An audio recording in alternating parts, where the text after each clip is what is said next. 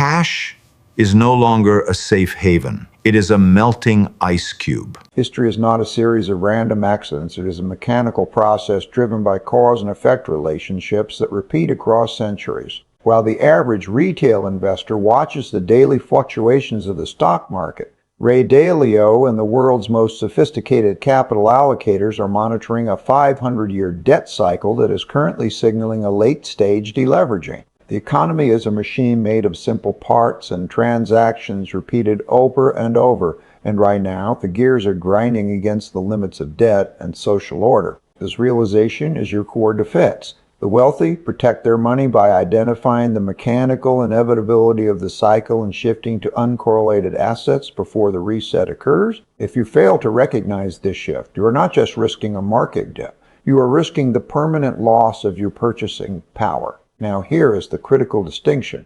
The rich do not exit the market to sit in cash, they move to risk asymmetry. Dalio's framework tracks 5 primary forces: debt, internal conflict, external conflict, acts of nature, and technology to diagnose the health of the system. Currently, we are seeing a convergence rarely seen since the 1930s, debt to GDP ratios exceeding 130%, and internal political polarization at a century high. When debt grows faster than the income needed to service it, the central bank is eventually forced to print money, which devalues the currency held in your bank account.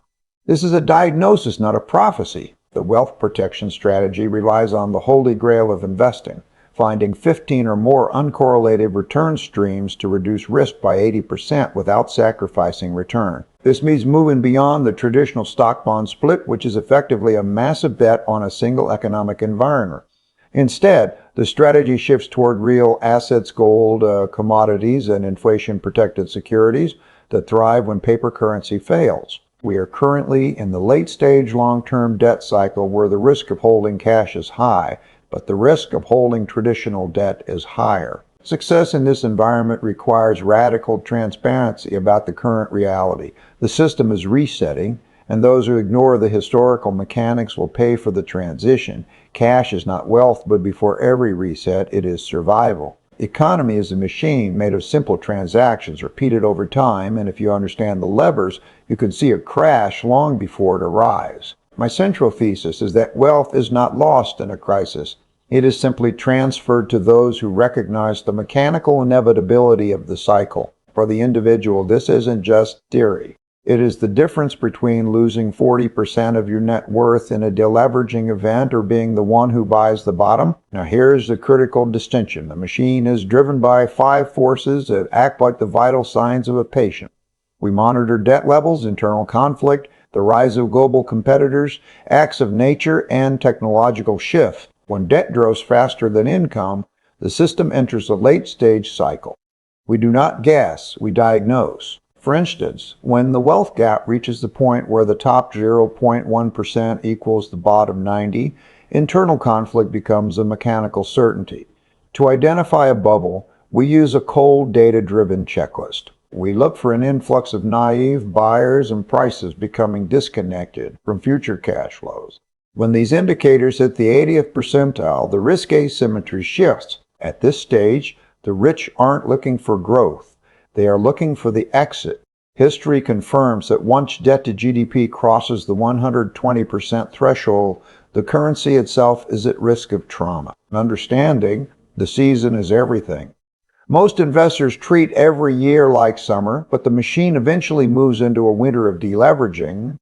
This is where the long-term debt cycle reaches its limit and interest rates hit zero. In this phase, cash is no longer a safe haven, it is a melting ice cube.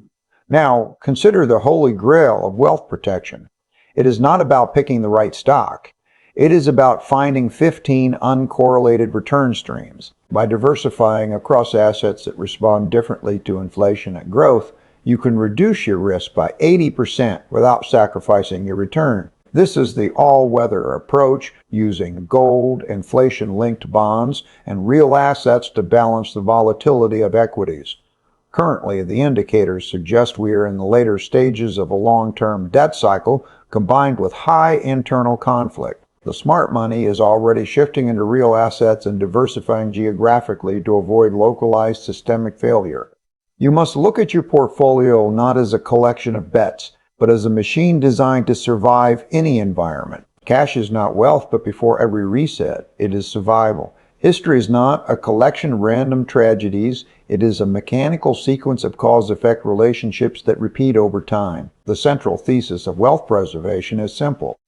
You do not need to predict the future if you can accurately diagnose which stage of the cycle the machine is currently in. For the individual investor, failing to recognize these mechanical shifts doesn't just mean lower returns, it means the permanent impairment of capital. The economy is a machine made of simple parts and transactions repeated over and over, and right now, that machine is flashing signs of structural fatigue. Now, here is the critical distinction. Most people view a market downturn as a singular event, but the hyper-realist views it as a diagnostic result of the 5 big forces. We monitor debt and money, internal and external conflict, acts of nature and technology, not as news headlines, but as data points on a health chart. When debt grows faster than the income required to service it, the system enters a late-stage cycle, when the wealth gap widens to the point where the top 1% hold as much as the bottom 90%, internal order begins to fracture. These are not opinions, they are mechanical certainties that have preceded every major deleveraging in the last 500 years. To understand when the breaking point is near, we must apply the bubble indicator. The smart money begins its exit when prices reach the 80th percentile relative to the present value of future cash flows. We see this confirmed when naive retail investors flood the market, driven by social media hype rather than fiscal reality. This influx of new buyers, combined with high leverage margin debt, creates a risk asymmetry where the downside potential far outweighs any remaining upside. Historically, when the debt to GDP ratio exceeds 130%, the system lacks the productivity to outrun its obligations, and a currency devaluation becomes the only mathematical escape. Now we move from the diagnostic to the seasonal. The debt cycle has 6 distinct stages, and identifying your current season is the only way to protect your principal. In the early cycle, growth is easy. In the bubble phase, debt outpaces productivity and asset prices soar on borrowed time. Then comes a top, where central banks are forced to raise rates to curb inflation, effectively pulling the plug on the machine. This leads to the depression, a period where debt cannot be repaid and markets can shed half their value. The final stage is a beautiful deleveraging where the government prints money to balance the austerity, eventually leading to a reset. History confirms that those who hold only local equities during this stage lose everything to the reset. The solution to this mechanical inevitability is the holy grail of investing, a portfolio of 15 or more uncorrelated return streams. Most investors believe they are diversified with a 60-40 stock-bond split, but that configuration carries 90% of its risk in a single asset class. A true risk parity approach requires a balance of 30% equities, 40% long-term bonds, and significant allocations to gold and commodities to hedge against currency devaluation and geopolitical shocks. By diversifying across different geographies and asset classes that do not move in tandem, you can reduce your overall risk by 80% without sacrificing your long-term yield. We are currently observing the indicators of a stage 5 internal conflict and a late-stage long-term debt cycle. The smart money is no longer seeking maximum growth. It is seeking geographic diversification and the safety of real assets like gold and productive land. They're moving into treasury inflation-protected securities because they recognize the cash is a wasting asset when the printing presses are the only thing keeping the machine turning. You must deal with reality as it is, not as you wish it to be. In a world of mechanical cycles, diversification is not just a strategy, it is the only form of structural integrity. Cash is not wealth, but before every reset, it is survival. The economy is a machine comprised of simple transactions, yet most market participants fail to recognize when the gears are beginning to grind. To preserve capital, one must move beyond market sentiment and adopt a diagnostic approach to systemic health. The central thesis is this: Wealth is maintained by identifying the transition from a productivity-led expansion to a debt-led bubble before the inevitable deleveraging occurs. This is not a matter of opinion, but of mechanical necessity. For the individual, failing to recognize these indicators means your purchasing power is being harvested by the cycle itself.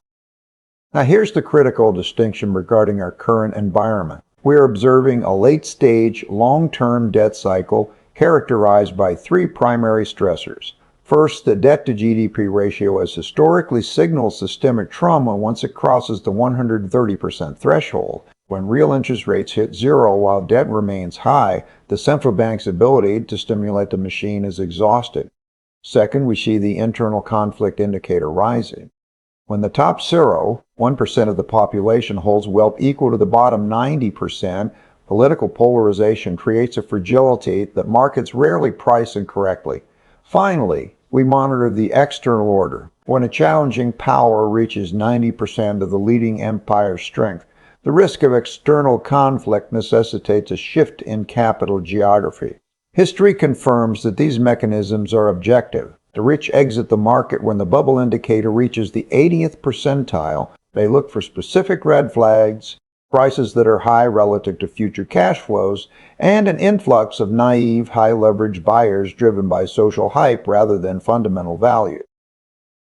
This is the point of maximum risk asymmetry. If the market is discounting 20% growth in a 2% GDP environment, the machine is failing to compute reality.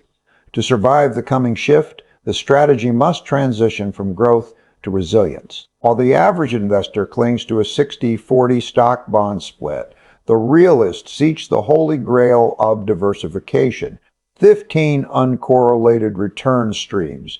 This includes inflation-linked bonds, gold to counter currency devaluation, and geographic diversification into nations with cleaner balance sheets. This isn't about timing a crash. It's about acknowledging that the current season of the cycle has changed. We are currently navigating a stage 5 internal conflict and a late-stage debt reset. The smart money has already begun moving into real assets and productive land, distancing itself from the devaluation of paper currency. In this environment, their objective is not to chase the peak, but to ensure you are not the one providing liquidity during the exit. Wealth is not found in the nominal price of an asset, but in the structural integrity of the machine that supports it. The economy is a machine composed of simple parts and repetitive transactions, and currently, the mechanical indicators suggest we are approaching a structural breaking point. Your survival in the coming decade depends on your ability to distinguish between a temporary market dip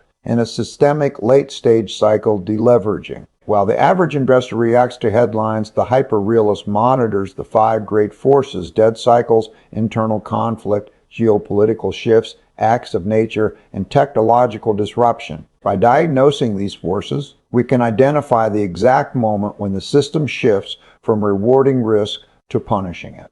Now here is the critical distinction between a healthy expansion and a terminal bubble. A bubble is not a feeling, it is a measurable data point.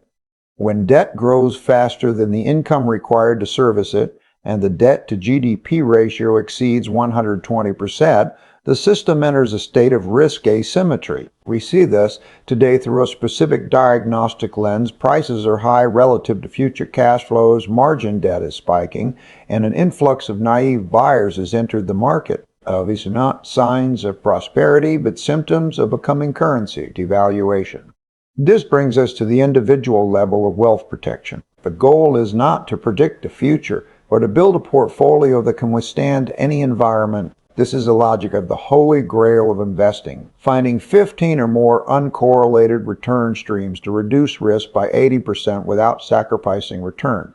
This requires moving beyond the traditional 60-40 split, which is dangerously overweighted in equities. Instead, wealth preservation demands a balance of long-term bonds for deflation, gold and commodities for inflation, and geographical diversification into nations with neutral balance sheets. We are currently observing a stage 5 internal conflict period of extreme polarization and wealth gaps that historically precedes a redistribution of power. In this environment, cash is no longer a safe haven. It is a wasting asset being eaten by the very printing presses used to fund the deleveraging. To navigate this, you must stop thinking like a consumer and start thinking like a central bank, prioritizing real assets and inflation-protected securities. History confirms that those who fail to recognize the change in the machine season are the ones who fund the reset for everyone else. Diversification is not just a strategy, it is the only way to ensure that a total loss in one area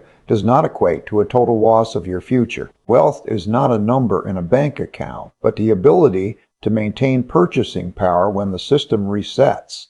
The economy is a machine, a mechanical system of transactions that repeats through history with relentless precision. My central thesis is that protecting wealth requires recognizing the current stage of the cycle rather than attempting to predict the future.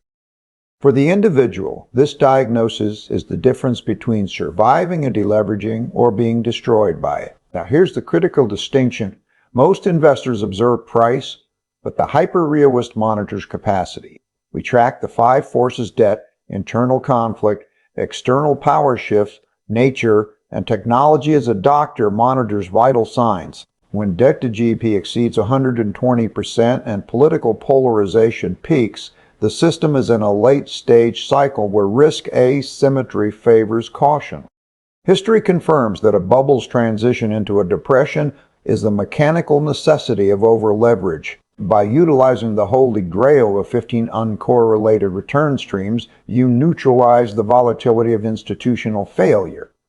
Wealth is not the currency you hold, but your proximity to the assets that survive its inevitable reset